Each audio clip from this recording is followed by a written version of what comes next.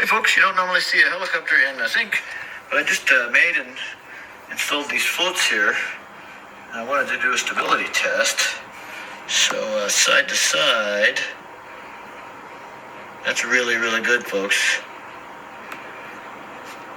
Don't overdo it, I say. That's good. That's actually very good. See that? That's really, really good. Okay, let's try front to back. It's floating in there real good. Try front to back. Give it a little bounce. That's stable front to back too. See that? It's hard to see what I'm doing here. Push it down. There, see that? It's pretty good. Pretty good. See that? That's awfully darn stable, ladies and gents. Now let's see how stable it is with the prop in the center. Still good. Still good, even on the side to side. See? Even on the side to side tippiness. Still very good. Front to back.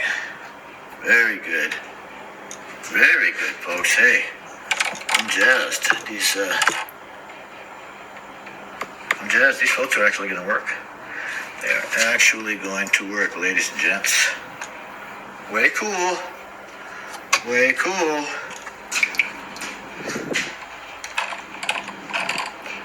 It's hard to see with my arm in the way, but put it down here, I guess. So there you go. There it is. New floats on the WLV950. Pretty narrow. Let's actually turn around like this. Alrighty, turn like this. And so there's how it looks like that. There we go. That's good. Yeah, folks. This is going to do real good.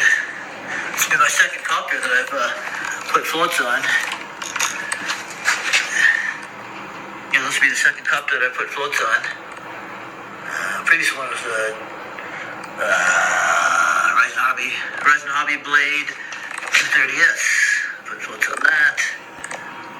Yeah, folks, I think this is going to do us real good. Real good.